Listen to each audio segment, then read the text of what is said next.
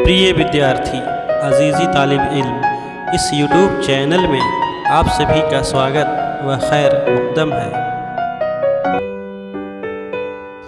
आज हम लोग कक्षा 9 के विज्ञान विषय में अध्याय 5 जीवन की मौलिक इकाई the fundamental unit of life के अंतर्गत 5.1 सजीव किससे बने होते हैं इसका अध्ययन करेंगे एवं प्रश्न उत्तर की जानकारी प्राप्त करेंगे। तो शुरू करते हैं। अध्याय 5 जीवन की मौलिक इकाई the fundamental unit of life. Cork की पतली काट के अवलोकन पर रॉबर्ट हुक ने पाया कि इनमें अनेक छोटे छोटे प्रकोष्ठ हैं, जिसकी संरचना मधुमक्खी के छत्ते जैसी प्रतीत होती है। कॉर्क एक पदार्थ है जो वृक्ष की छाल से प्राप्त होता है। सन 1665 में हुक ने इसे स्वनिर्मित सूक्ष्मदर्शी से देखा था। रॉबर्ट हुक ने इस प्रकोष्ठ को कोशिका कहा। सेल अर्थात कोशिका लैटिन शब्द है जिसका अर्थ है छोटा कमरा। उपरोक्त घटना छोटी तथा अर्थहीन लगती हो, लेकिन विज्ञान के इतिहास में यह एक बहुत ही महत्वपूर्ण घटना है। इस प्रकार सबसे पहले हुक ने देखा कि सजीवों में अलग अलग एकक होते हैं, अर्थात इकाई होते हैं। इन एककों का वर्णन करने के लिए जीव विज्ञान में कोशिका शब्द का उपयोग आज तक किया जाता है। आओ कोशिका के विषय में और जानकारी प्राप्त करें। 5.1 सजीव किससे बने होते हैं। क्रियाकलाप 5.1 प्याज का एक छोटा टुकड़ा लो। चिमटी की सहायता से हम प्याज की अवतल सतह की ओर अर्थात भीतरी सतह से झिल्ली उतार सकते हैं। इस झिल्ली को तुरंत पानी वाले वाच ग्लास में रख लेते हैं। इससे झिल्ली मुड़ने अथवा सूखने से बच जाएगी। हम इस झिल्ली से क्या करें? एक कांच की स्लाइड लो, इस पर पानी की एक बूंद डालो। अब वाच ग्लास में रखी झिल्ली के इस छोटे टुकड़े को इस स्लाइड पर रख दो। यह ध्यान रखें कि झिल्ली बिल्कुल सीधी हो। एक पतला पेंट ब्रश इस झिल्ली को स्लाइड पर रखने में आपकी सहायता कर सकता है। अब इस पर एक बूंद सेफ्रामाइन की डालो और इसे कवर स्लिप से ढक दो।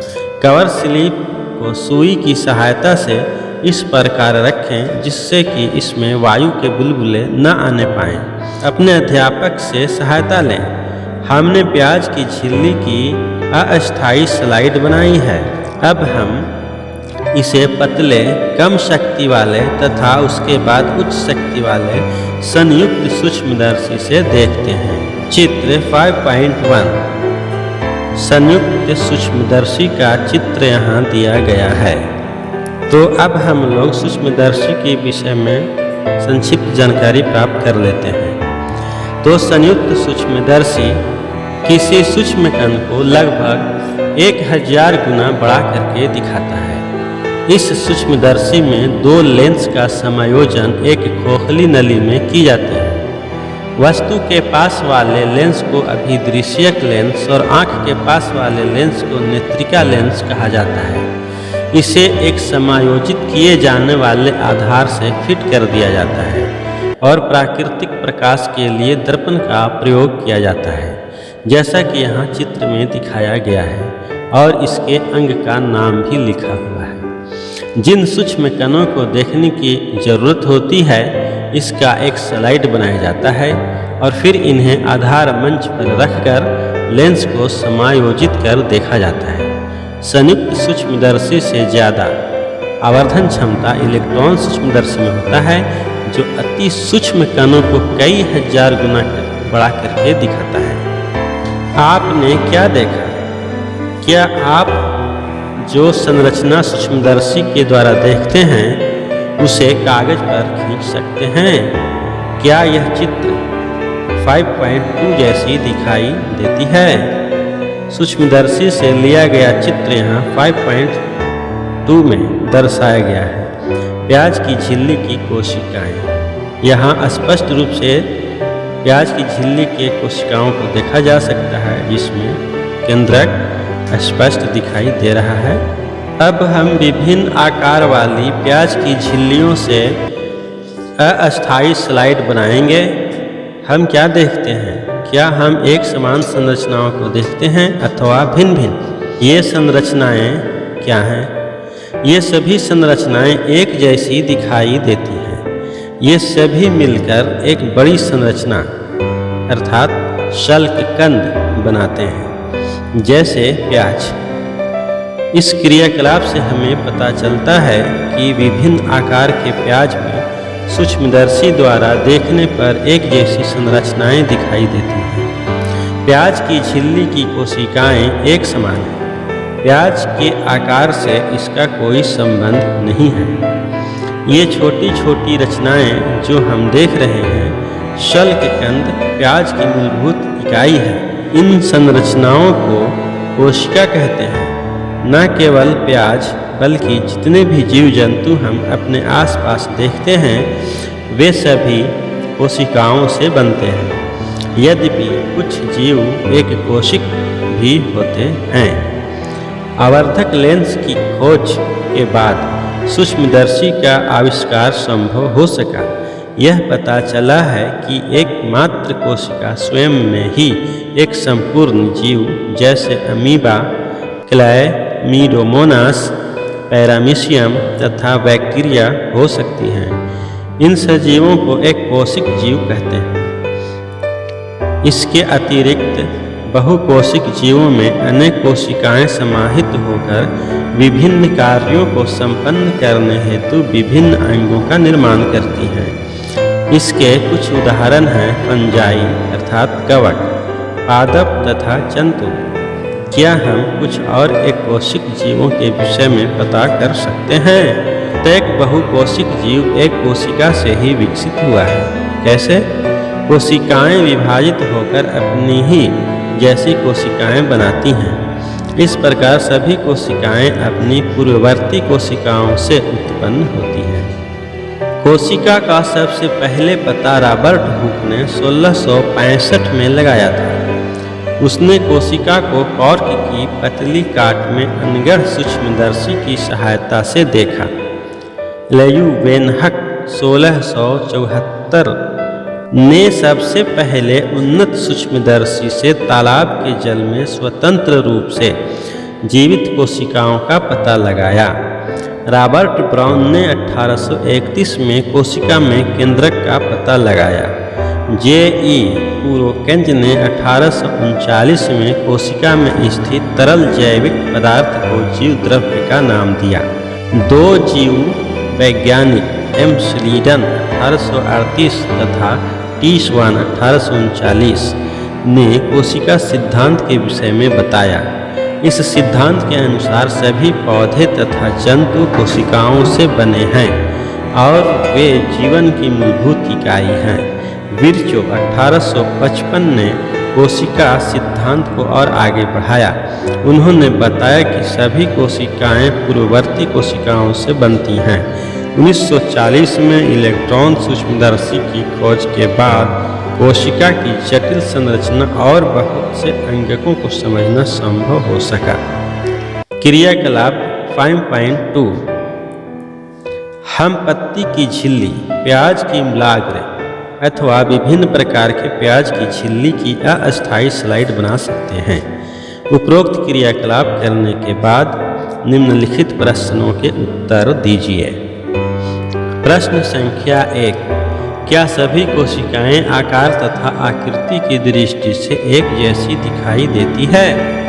तो इसका जवाब है कि सभी कोशिकाएं आकार और आकृति की दृष्टि से कार्य के अनुसार कुछ भिन्न होती हैं। दूसरा, क्या सभी कोशिकाओं की संरचना एक जैसी दिखाई देती है? तो इसका जवाब है कि हाँ, लगभग सभी कोशिकाएं संरचना की दृष्टि से एक समान होती हैं। तीसरा, क्या पादप के विभिन्न भागों में पाई जाने वाले कोशिकाओं में कोई अंतर है? तो इसका जवाब है नहीं। चौथा, हमें कोशिकाओं में क्या समानता दिखाई देती है? तो इसका उत्तर है कि समान कार्य करने वाले सभी कोशिकाओं में समानता होती है। कुछ जीवों में विभिन्न प्रकार की कोशिकाएं भी हो सकती हैं, अर्थात एक से अनेक प्रकार की कोशिकाएं। निम्नलिखित तस्वीर को देखो, ये मानव शरीर की कुछ कोशिकाएं हैं। चित्र 5.3 में मानव शरीर की विभिन्न कोशिकाओं को दर्शाया गया है, जैसा कि यहाँ देखा जा सकता है। चिकनी पेशी कोशिका, रुधिर कोशिकाएं, तंत्रिका कोशिका, अंडाणु, अस्थि कोशिका, शुक्राणु, वसा कोशिका। कोशिका की आकृति तथा आकार उनके विशिष्ट कार्यों के अनुरूप होते हैं। कुछ कोशिकाएं अपना आकार बदलती रहती हैं, जैसे एक कोशिक अमीबा। कुछ जीवों में कोशिका का आकार लगभग स्थिर रहता है और प्रत्येक प्रकार की कोशिका के लिए विशिष्ट होता है। उदाहरण के लिए तंत्रिका कोशिका। प्रत्येक जीवित कोशिका में कुछ मूलभूत कार्य करने की क्षमता होती है, जो सभी सजीवों का गुण है। एक जीवित कोशिका ये मूलभूत कार्य कैसे करती है? हम जानते हैं कि बहुकोशिक जीवों में श्रम विभाजन होता है, जैसे कि मनुष्यों में। इसका अर्थ यह है कि शरीर के विभिन्न अंग विभिन्न कार्य करते हैं। जैसे मनुष्य के शरीर में हृदय रुधिर को पंप करता है तथा आमाशय भोजन का पाचन आदि। इसी प्रकार एक कोशिक में भी श्रम विभाजन होता है। वास्तव में ऐसी प्रत्येक कोशिका में कुछ विशिष्ट घटक होते हैं, जिन्हें कोशिकांग कहते हैं। प्रत्येक कोशिकांग एक विशिष्ट कार्य करता है, जैसे कोशिका में नए पदार्थ का निर्माण, अपशिष्ट पदार्थों का निष्कासन आदि। इन कोशिकांगों के कारण ही एक कोशिका जीवित रहती है और अपने सभी कार्य करती है। ये कोशिकांग मिलकर एक मूलभूत इकाई बनाते हैं, जिसे कोशिका कहते हैं। यह बड़ा रुचिकर है कि सभी कोशिकाओं में एक ही प्रकार के कोशिकांग होते हैं। इससे कोई फर्क नहीं पड़ता कि उसके कार्य क्या हैं अथवा वे किस जीव में पाई जाती हैं। अब हम लोग अध्ययन के आधार पर इन प्रश्नों के उत्तर की जानकारी प्राप्त करेंगे। प्रश्न संख्या 1, कोशिका की खोज किसने और कैसे की? उत्तर, कोशिका की खोज रॉबर्ट हुक ने सन 1665 में की थी। उन्होंने स्वनिर्मित सूक्ष्मदर्शी से कॉक की पतली काट के अवलोकन पर पाया कि इनमें अनेक छोटे छोटे प्रकोष्ठ हैं, जिसकी संरचना मधुमक्खी के छत्ते जैसी मालूम पड़ती है। इन प्रकोष्ठों कंपार्टमेंट्स को उन्होंने कोशिका कहा।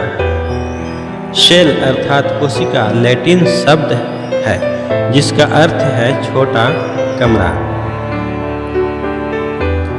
प्रश्न संख्या 2, कोशिकाओं को जीवन की संरचनात्मक व क्रियात्मक इकाई क्यों कहते हैं?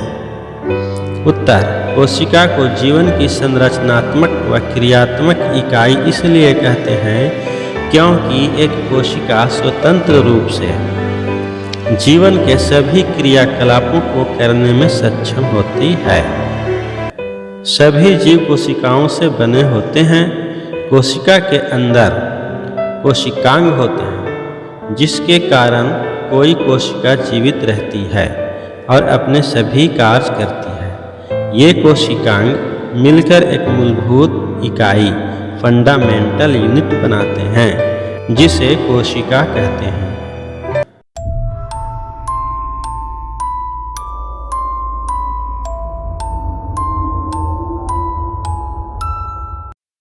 प्रिय विद्यार्थी, वीडियो ज्ञानवर्धक लगा तो लाइक और शेयर जरूर करें, क्योंकि यही हमारी मेहनत का फल होता है। अभी तक आप इस चैनल को सब्सक्राइब नहीं किए हैं तो जल्द से जल्द सब्सक्राइब कर लें, जिससे नियमित वीडियोस आपको आसानी से प्राप्त हो सके।